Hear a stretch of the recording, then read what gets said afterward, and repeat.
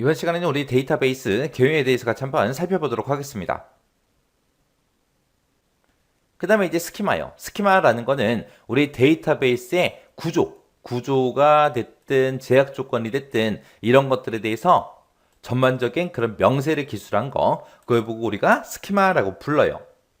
이 스키마에는 종류가 세 가지가 있습니다. 외부 스키마라는 게 있고요. 개념 스키마라는 게 있고, 내부 스키마라는 게 있고, 이렇게 이제 세 가지가 있어요. 그래서 이 외부 스키마라는 거는 데이터베이스 입장에서 봤을 때 외부 그러면 이제 사람들 얘기하는 거예요. 사람들. 해서 일반 사용자가 됐든 아니면 응용 프로그래머가 됐든 이런 각각의 개인 입장에서 필요로 하는 그런 데이터베이스의 논리적인 구조 같은 것들 그런 것들을 정의한 걸 보고 우리가 외부 스키마라고 그렇게 이제 부릅니다. 그 다음에 이제 개념 스키마 그러면 개념 스키마는 데이터베이스의 전체적인 그런 논리적 구조 그걸 보고 우리가 개념 스키마라고 해요.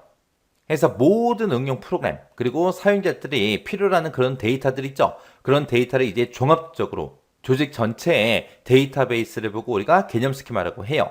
해서 이 개념 스키마라는 거는 딱 하나만 존재합니다.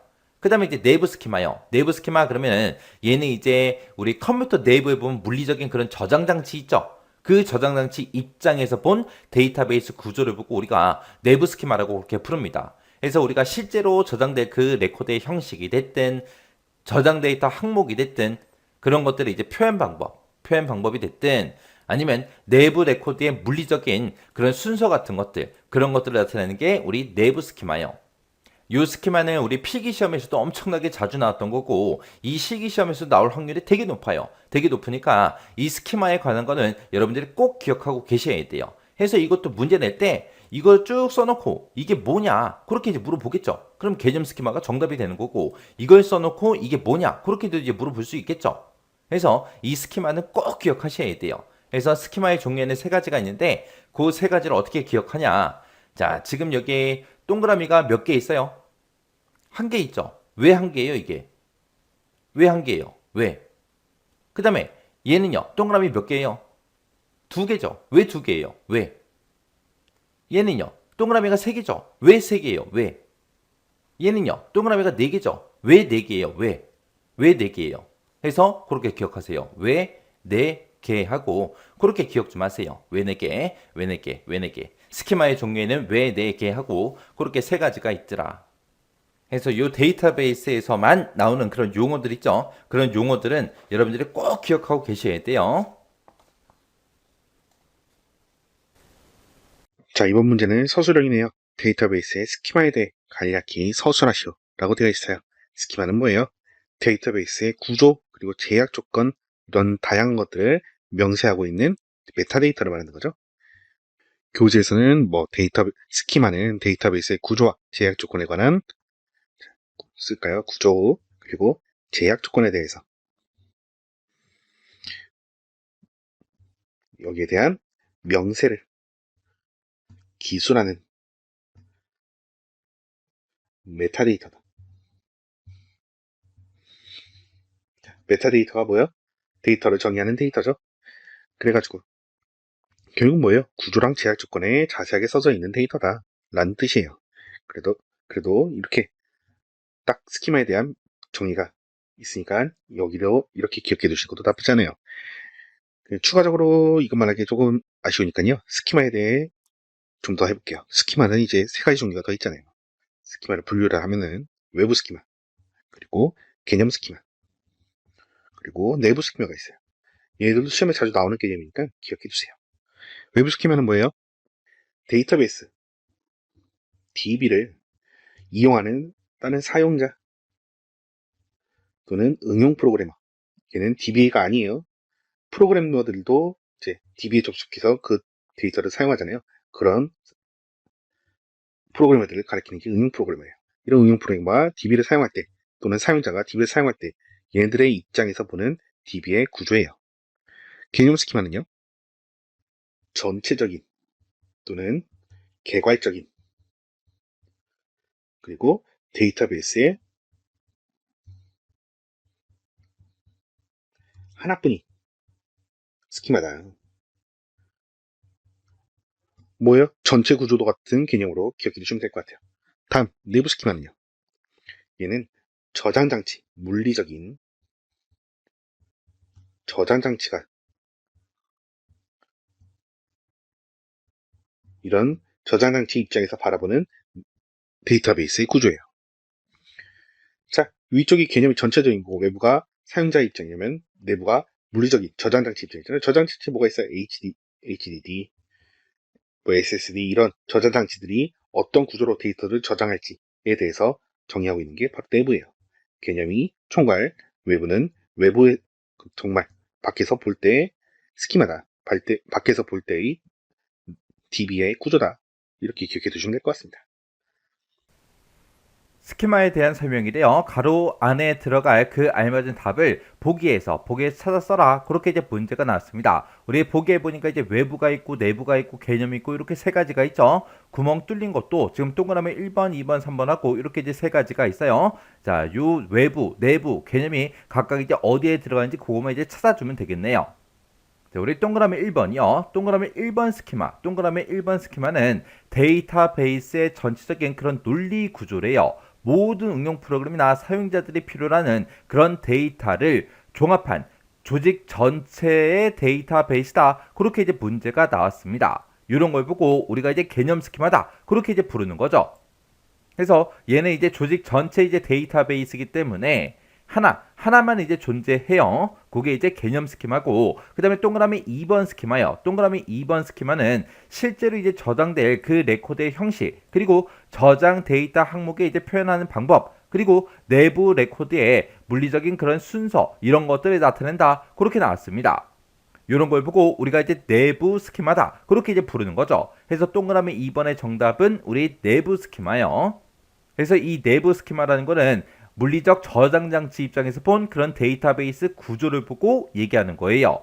그 다음에 이제 동그라미 3번이요. 동그라미 3번 스키마는 사용자가 됐든 응용 프로그래머 이런 각 개인의 입장에서 필요로 하는 그런 데이터베이스의 논리적인 그런 구조를 정의한 거다. 그렇게 이제 문제가 나왔습니다. 이런 이제 스키마를 보고 우리는 이제 외부 스키마다. 그렇게 이제 부르는 거예요. 해서 우리가 정답을 적을 때 지금처럼 이렇게 이제 개념이다, 내부다, 외부다 해서 이렇게 이제 정답을 전부 다 이제 써주면 돼요. 자, 그럼 이제 우리 스키마 요거 좀 정리 좀 하고 지나가자고요.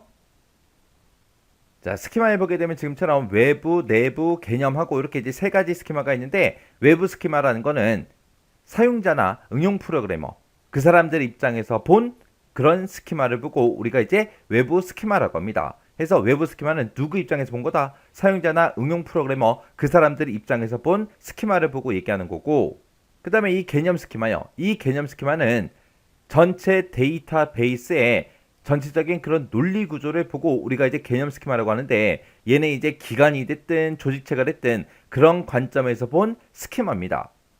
이게 무슨 말이냐면은 외부 스키마라는 거는 뭘 얘기하냐면은 내가 만약에 쇼핑몰에서 이제 물건 하나 주문했어요. 주문하고 나서 결제까지 다 끝났어요. 끝났는데 이 물건이 언제쯤 도착하는지 그걸 알고 싶어요. 그럼 로그인해서 이제 주문 내역에 들어가서 이제 보면 그런 데이터들이 나타나겠죠. 그때 다른 사람 거는 보여요, 안 보여? 안 보여요. 자기 거만 보이잖아요. 그런 게 이제 외부 스키마예요. 외부 스키마. 그리고 개념 스키마라는 거는 전체적인 그 논리적인 구조를 보고 얘기합니다. 그래서 만약에 쇼핑몰을 제가 운영할 때 저 혼자 운영하는 게 아니라 만약에 직원이 5명이 있어요. 그럼 그 모든 직원들은 회원 테이블이다, 상품 테이블이다, 뭐 주문 테이블이다 해서 그런 테이블 전체를 다 같이 볼 수 있겠죠. 그래서 이 개념 스키마는 기관이나 조직체의 관점에서 본 그런 스키마를 보고 얘기합니다. 그래서 데이터베이스의 전체적인 그런 논리 구조를 보고 우리가 이제 개념 스키마라고 하더라. 그럼 우리가 이제 회원 테이블이다, 상품 테이블이다, 주문 테이블이다 해서 그런 테이블들을 만들고 각각 필드들마다 제약 조건 같은 것들을 우리가 걸 수 있겠죠. 그런 것들을 실제로 해주는 역할을 하는 그 사람이 우리 데이터베이스 관리자예요. 그래서 이 개념 스키마는 데이터베이스 관리자에 의해서 구성이 되는 겁니다. 그 다음에 이 내부 스키마요.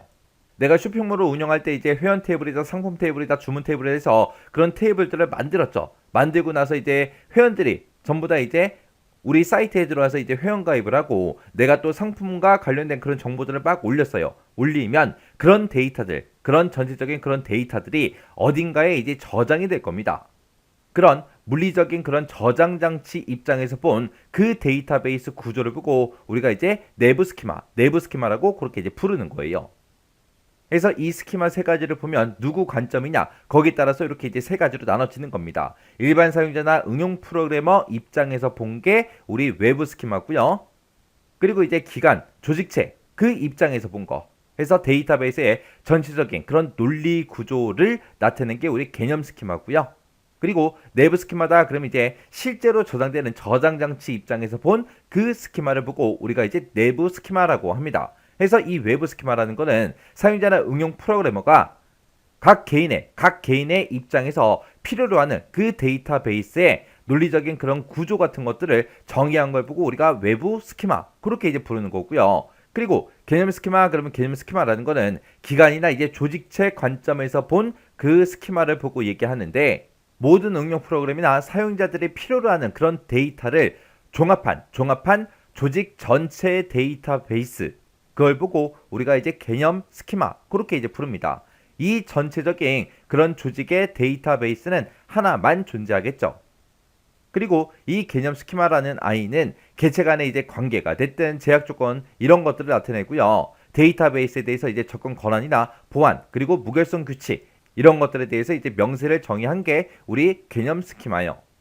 그 다음에 이제 내부 스키마 그러면 내부 스키마는 물리적인 저장 장치 입장에서 본 그런 스키마를 보고 우리가 내부 스키마라고 했죠. 그래서 얘는 실제로 데이터베이스에 저장될 그 레코드의 형식 같은 것들을 정의하고요.